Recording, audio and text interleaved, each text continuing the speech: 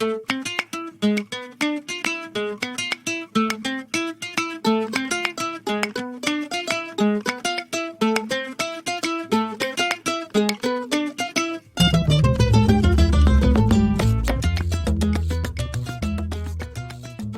mon pompon. Qui a 2 pouces en œil et qui a enfin regardé le Spider-Man Into the Spider-Verse de 2018 ? Eh ben c'est Bibi.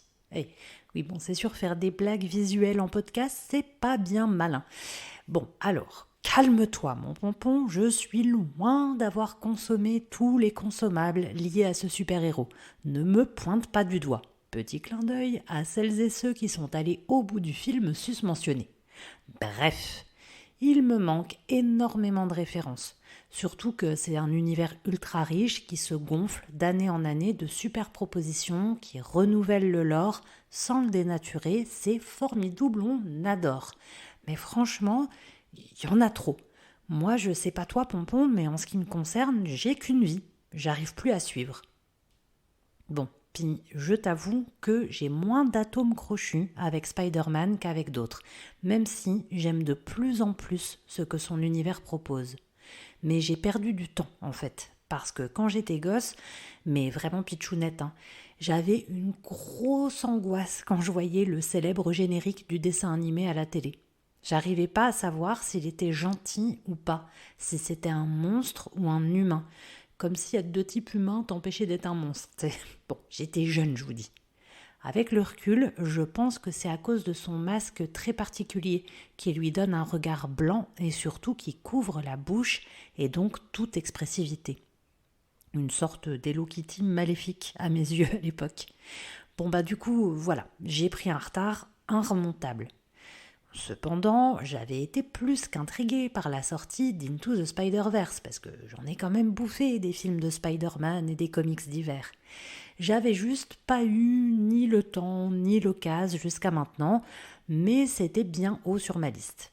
Et j'ai beaucoup aimé.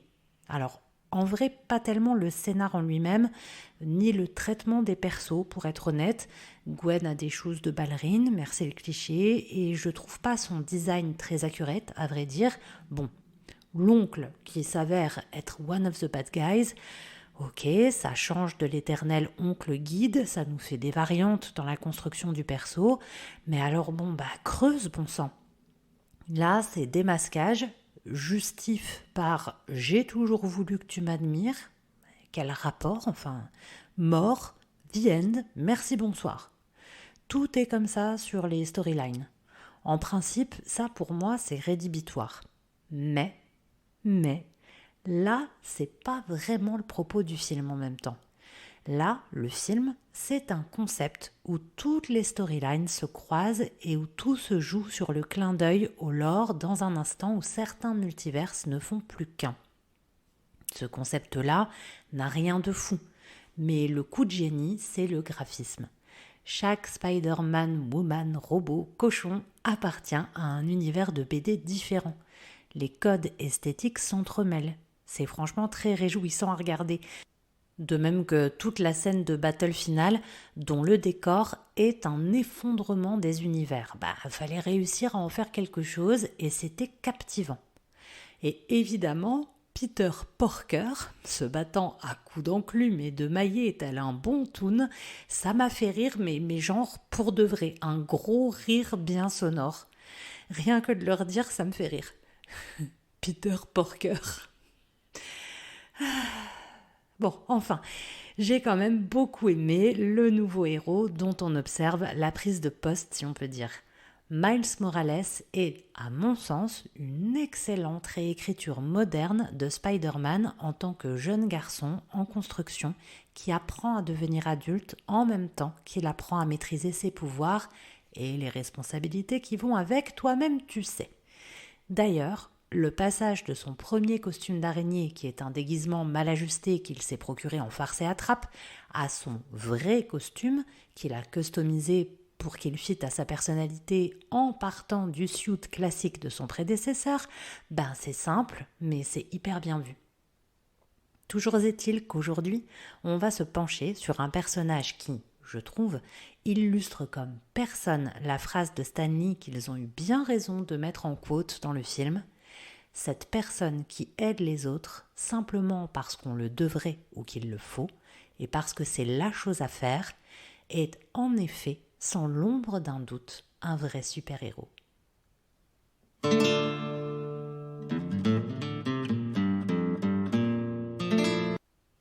Quelle que soit sa version, Spider-Man ou tout autre genre n'a pas choisi de recevoir des pouvoirs. Une araignée modifiée l'a mordu et bim, mutation. Alors c'est vrai que dans beaucoup de cas, on pourrait quand même y voir une réponse du destin à quelque chose qu'il ou elle a clairement appelé de ses vœux. Peter Parker, Miles Morales ou quel que soit son blaze de moldu, c'est pas les numéros uno de la hiérarchie sociale en général et de la jungle du milieu scolaire en particulier. Intelligent ou intelligente, sensible, gentil, elle n'est pas l'alpha. Même si en vrai j'aimerais bien savoir ce que deviennent tous les Bradley quarterbacks après les ligaments croisés et la chute des cheveux. Bon bref, au moment où ces pouvoirs se manifestent, elle a bien besoin de ce coup de pouce pour se sentir un peu plus en confiance, et en tout cas à sa place, légitime. Parce que si elle n'a pas choisi d'avoir des super capacités, elle a choisi ce qu'elle en a fait. Elle choisit d'être un héros ou une héroïne. Parce que c'est déjà ce qu'il ou elle était, mais je vais y revenir. Dans les univers Spider-Man, ce qui arrive tout en haut, c'est l'idée de transmission. Avant tout, avant l'action, les toiles d'araignée et la combi. Le rapport à la famille. Qu'on prenne l'oncle comme guide et garant absolu des valeurs, c'est le cas dans le lore originel, ou qu'il soit celui qu'on pardonne d'avoir basculé du côté obscur comme tonton Morales, qu'on se réconcilie avec un père flic un peu maladroit qui n'aime pas les super-héros mais qui aime son fils et la justice, ou encore qu'on ose dévoiler ses sentiments à celle qu'on aime, la mutation intervient comme un super catalyseur à résolution des problèmes perso. Elle répond à un besoin réel, exactement comme la sophro by the way, puisqu'on vient stimuler la confiance pour faire prendre conscience de sa transformation en fin de parcours. Moi je dis ça, voilà, c'est juste pour t'expliquer que t'es pas obligé de devenir radioactif pour te sentir mieux, mon pompon. Toujours est-il que Spider-Man, comme très joliment présenté au début du film de 2018, c'est celui ou celle qui se relève toujours, parce qu'elle est portée par sa responsabilité. C'est le rempart. C'est ça qui le ou la porte et qui lui donne le courage de se battre, alors qu'à la base, c'est vraiment l'ado lambda. C'est aussi ce que j'ai trouvé très chouette dans ce film, c'est ce qui m'a réconcilié avec le masque sans expression qui me faisait si peur quand j'étais petite d'ailleurs, c'est le fait que ce héros n'est pas une personne. Je te parle pas du multiverse, ça je vais y revenir, mais ce que le film dit, c'est que tout le monde peut porter le masque, vous pourriez porter le masque. C'est d'abord montré lors de la scène de recueillement, où presque toute la ville se réunit sous un écran géant pour rendre hommage à son héros décédé. Ouais, parce que dans le film, Peter Parker est dead. Plein de gens ordinaires portent le masque de Spider-Man. Miles Morales porte le sien alors qu'il n'est pas encore légitimement devenu ce héros. C'est hyper beau. Tout le long de son discours d'intro, ce Peter Parker-là avait répété qu'il était le seul, l'unique à pouvoir défendre sa ville. Alors oui, déjà non, puisqu'il y en a un autre qui s'est fait mordre, mais surtout, chaque citoyen ou citoyenne qui croit en la justice, qui admire ce héros, toute personne à qui il a donné de l'espoir est Spider-Man. Le masque est porté comme un emblème, comme un engagement envers les mêmes valeurs. C'est un symbole qu'on a souvent vu, comme dans La Casa de Papel par exemple, ou dans l'excellent roman de Henel, Les Renards Pâles, où ce qu'on a droit à toute une procession masquée et en marche à l'envers de celles et ceux qui sont devenus socialement invisibles, c'est somptueux. Bref, en tout cas, on croirait que c'est presque le sens de la morsure de l'araignée, comme si elle savait la chipie. Genre une chance sur combien pour que Miles tombe sur la numéro 42 et que son corps réagisse pareil, le tout quelques jours avant la mort de son modèle héroïque. Franchement, il y a vraiment l'idée d'un passage de flambeau, très paternel d'ailleurs, de l'ancien à celui qui représente l'avenir. La première leçon, c'est oser. Oser être le héros. Maîtriser ses pouvoirs et tracer son destin, ce n'est rien d'autre qu'un saut dans le vide.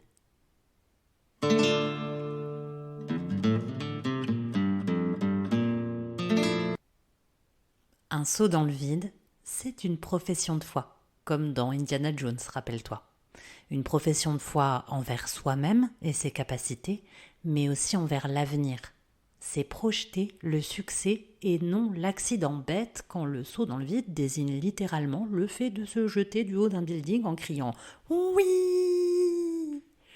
C'est ce rapport au futur proche qui est intéressant aussi dans Spider-Man, parce que l'un des pouvoirs de l'araignée, c'est d'activer une sorte de sixième sens. Quelques secondes avant, il y a un pressentiment. L'araignée, dans les comics, je ne suis pas en train de faire un exposé zoologique, calmez-vous. L'araignée, donc, prévisualise la chute, l'attaque, l'imprévu, et part à cela en effectuant exactement le move qu'il fallait. C'est prévoir en permanence son succès. Dans le film de 2018, ça va même plus loin. De petits éclairs se dessinent autour de la tête des héros et héroïnes lorsqu'ils sont en présence les uns des autres, comme lorsqu'ils pressentent un danger. Et elles se reconnaissent entre elles instinctivement. Peu importe leur univers parallèle. Peter Parker, un cochon, Gwen, etc. ont bien des choses en commun. Il s'agit presque d'une famille. Je te parlais de transmission tout à l'heure. Chacun et chacune va venir soutenir l'autre, le rattraper et lui enseigner. Miles est le premier apprenant, évidemment, puisqu'il n'est encore qu'aspirant super-héros et que tout l'enjeu du film est justement de savoir s'il parviendra à maîtriser ses pouvoirs à temps, et à se faire confiance, pour sauver ce monde, justement, ou si un autre devra rester pour accomplir cette mission et du coup en mourir, puisque le temps leur est compté, vu qu'il n'y a apparemment pas moyen de faire de vieux os loin de son univers d'origine. Bon, mais Peter Parker de l'autre univers, celui qui a du bide, lui aussi va en apprendre.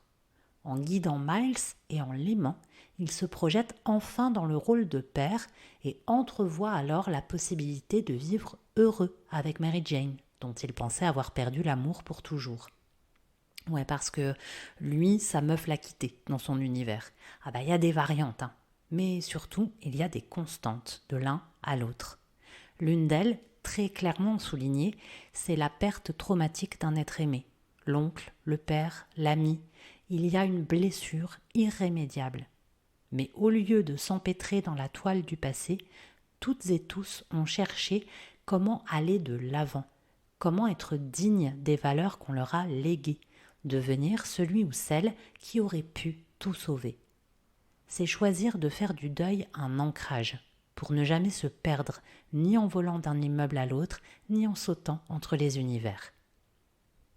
Se servir de son expérience pour progresser et devenir le héros que l'on doit être, ça demande aussi beaucoup de recul. C'est tout l'intérêt de cette exploitation du multiverse. Chaque personnage est issu d'un genre graphique différent.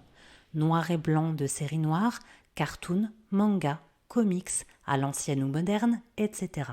Chacun se lie dans les BD relatant ses aventures, ce qui signifie que chacun, chacune, a conscience d'être un personnage, le héros ou l'héroïne d'une histoire qu'il s'agit d'écrire, de visualiser, avant de la vivre dans les décors déjà dessinés des planches colorisées. En cherchant toujours à s'améliorer pour un futur meilleur, à aller de l'avant pour construire sa propre légende, Spider-Man ne travaille pas à gonfler son ego. Il lance un lien concret, universel et exemplaire vers le public qui l'invite, comme lui, à avancer sur le fil d'espoir qu'il a tissé.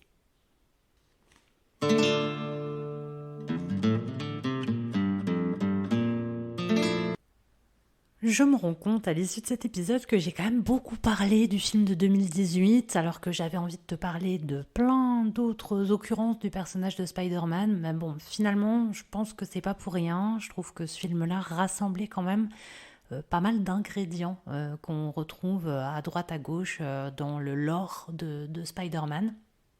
Bref, si j'ai choisi de te parler de ce personnage aujourd'hui, c'est pour te présenter un exercice de sophronisation qui s'appelle la projection sophronique des capacités.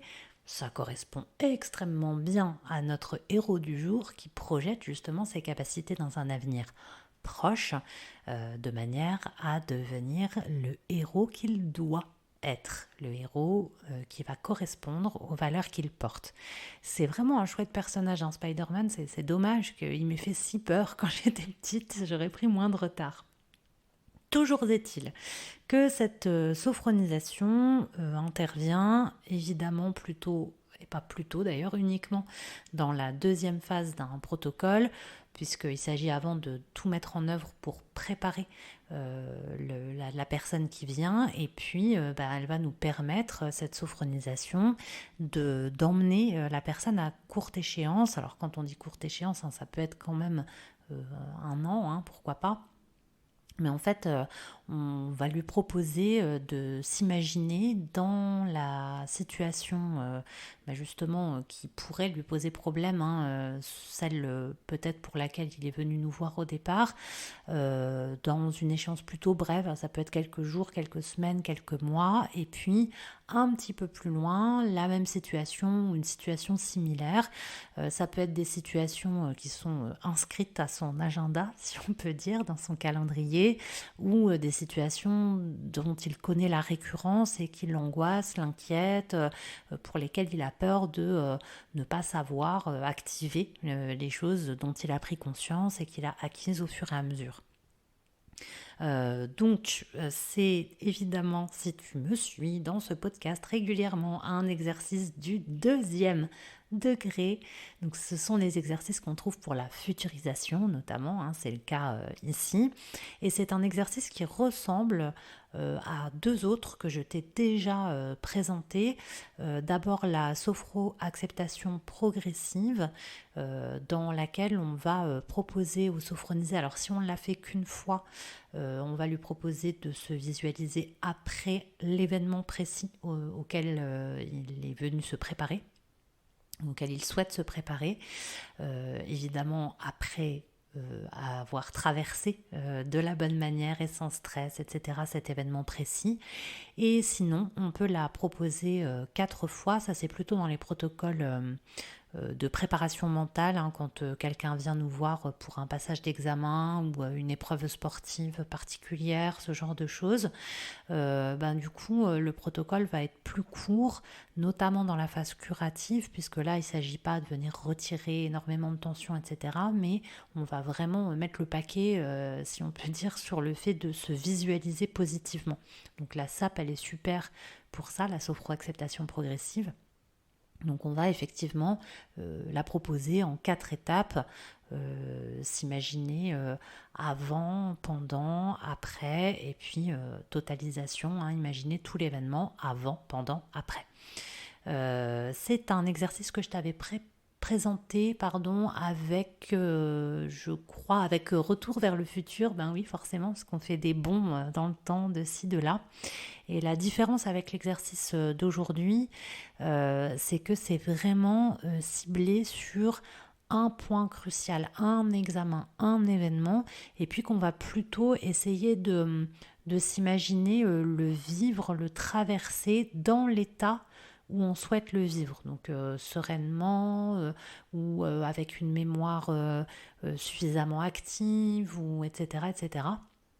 Donc ça ressemble quand même beaucoup à ce qu'on va faire dans l'exercice d'aujourd'hui, mais la différence, c'est ce à quoi on se prépare et comment on s'y prépare. Aujourd'hui, on va vraiment se fixer sur les capacités à mettre en œuvre régulièrement à différentes échéances, un petit peu plus enfin pas quotidienne, mais qui revient régulièrement. C'est pas un événement particulier qu'on va chercher justement à faire vivre au sophronisé avec les capacités qu'il a compris qu'il avait ou qu'il savait déployer.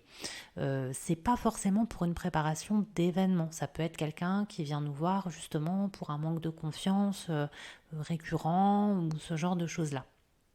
Donc ce sont quand même deux exercices quasiment jumeaux entre celui d'aujourd'hui et la SAP.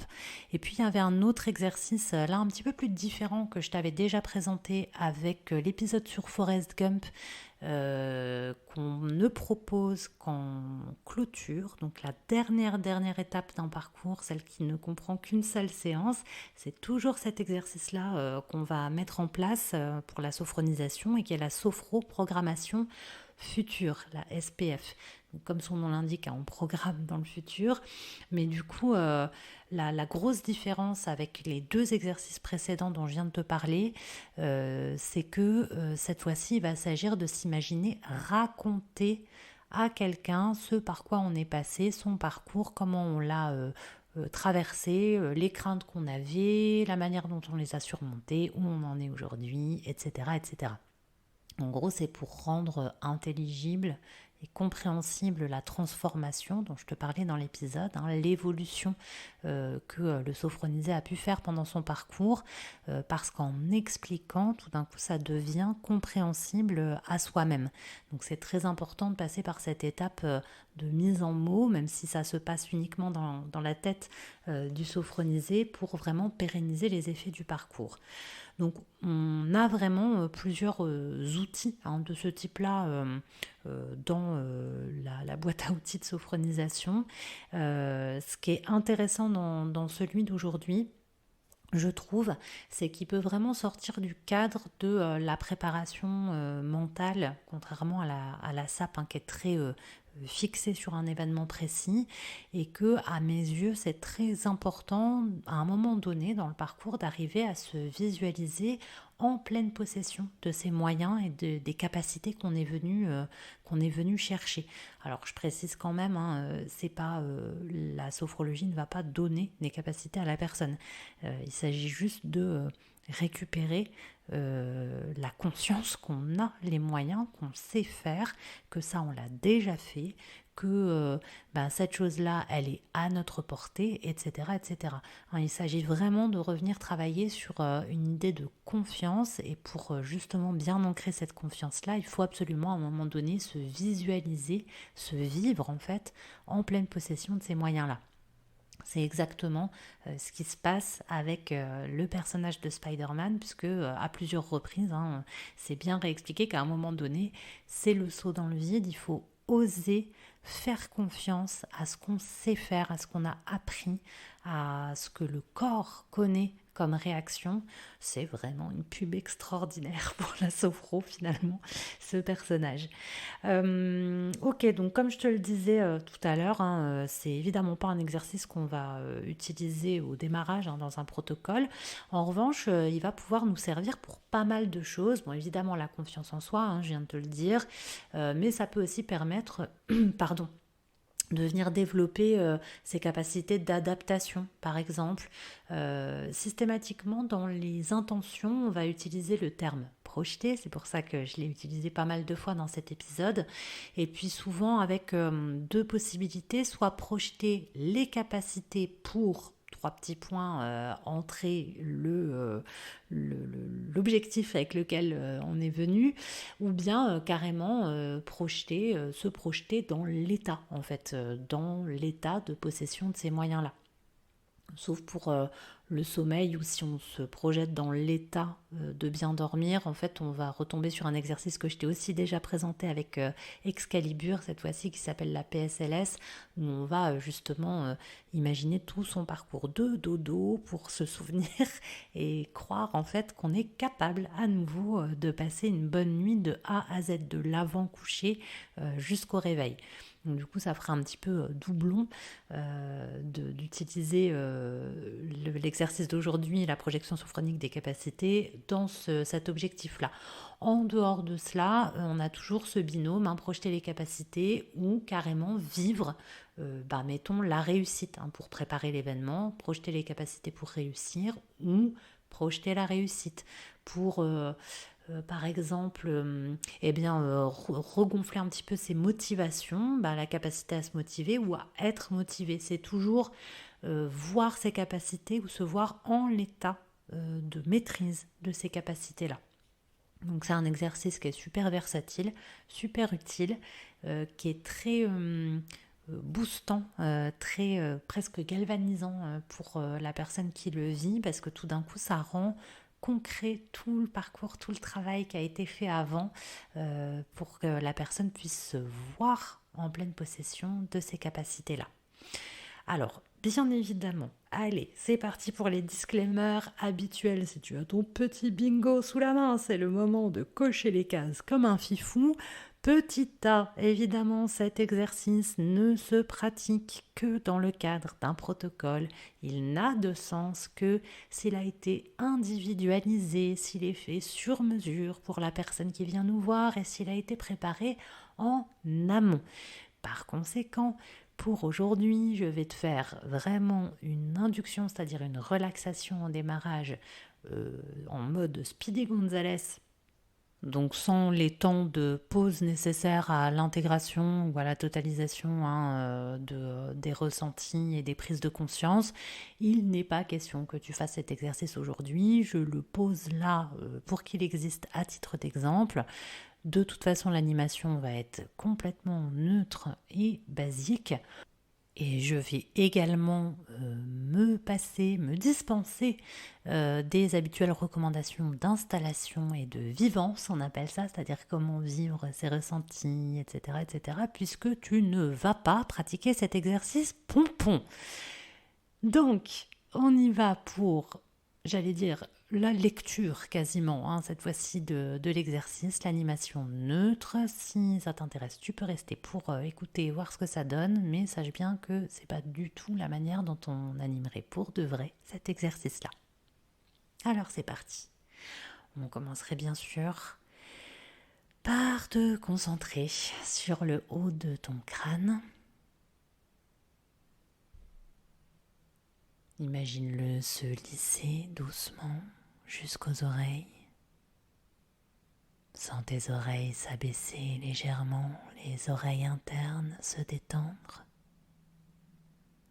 Laisse ton front se lisser lui aussi. Laisse tes sourcils et tes paupières s'abaisser doucement. Relâche complètement tes yeux. Relâche tes tempes, tes pommettes. Laisse les ailes de ton nez se détendre. Concentre-toi sur ta respiration calme, régulière. Laisse ce souffle régulier détendre tes lèvres. Laisse ton menton se relâcher. Relâche complètement tes mâchoires. Laisse ta langue reposer sur les dents inférieures et sens-toi libre de déglutir à tout moment. Prends conscience que toute ta tête est relaxée. Laisse maintenant cette détente arriver dans ta nuque, envelopper ton cou. Sens tes épaules s'abaisser doucement. Laisse tes bras se relâcher jusqu'au coude. Sens tes avant-bras s'étirer complètement jusqu'aux poignets. Et laisse tes mains se reposer de la paume jusqu'au bout des doigts. Prends conscience que tes membres supérieurs sont détendus.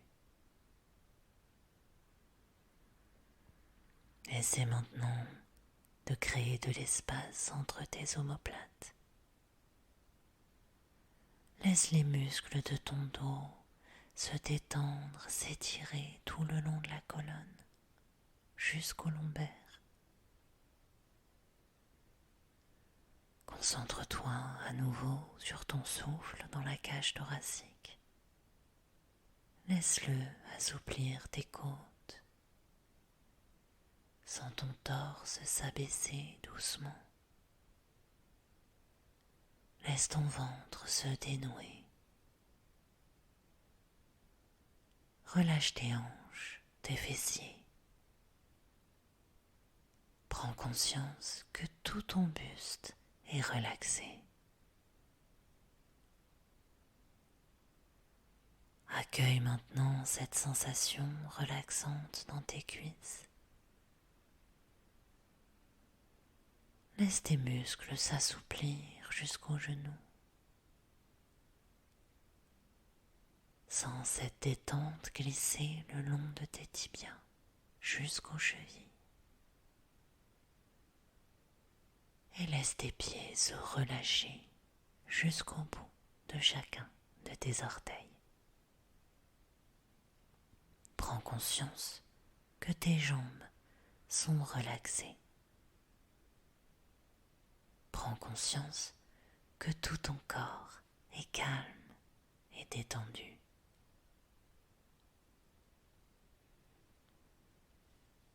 Je te propose maintenant de te projeter dans quelques semaines avec la capacité désirée.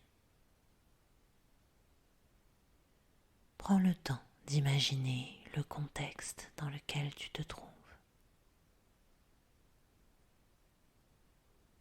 Imagine les circonstances. Regarde-toi gérer cette situation avec facilité. Observe ton attitude. Observe ta posture.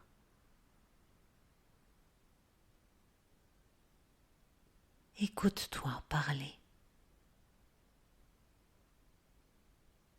Écoute-toi répondre avec aisance. Perçois les sensations positives de cette capacité.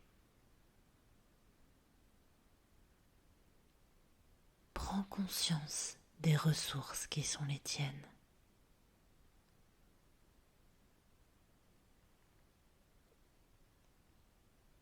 Projette-toi maintenant dans quelques mois avec la capacité désirée. Imagine-toi la scène. Prends le temps d'imaginer la situation.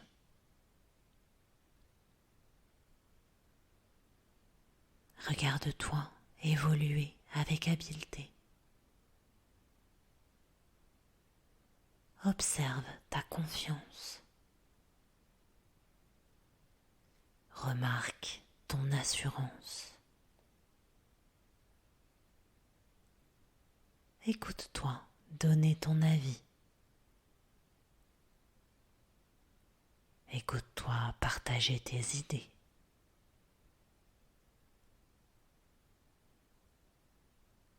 Perçois les sensations positives de cette capacité. Et prends conscience de tes ressources.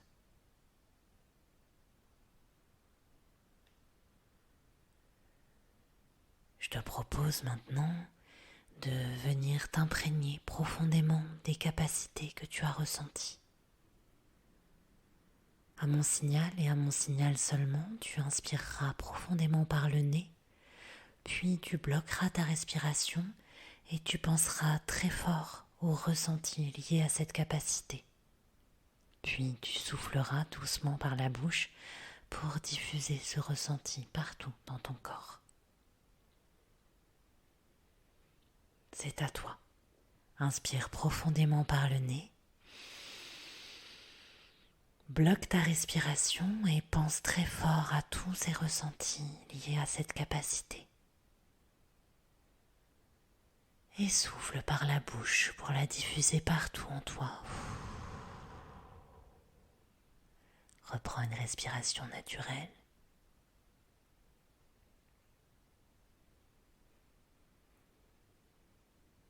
Prends conscience de l'ancrage de ces ressentis en toi.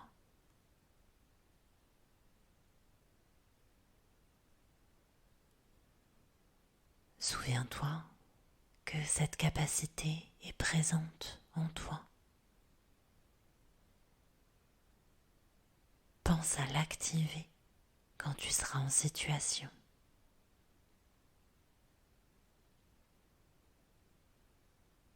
Tu peux reprendre conscience des bruits qui t'entourent à l'extérieur de la pièce. Reprends conscience des points d'appui de ton corps, les pieds sur le sol, les jambes et les fessiers sur l'assise, les bras sur les accoudoirs, le dos contre le dossier, la tête sur le coussin.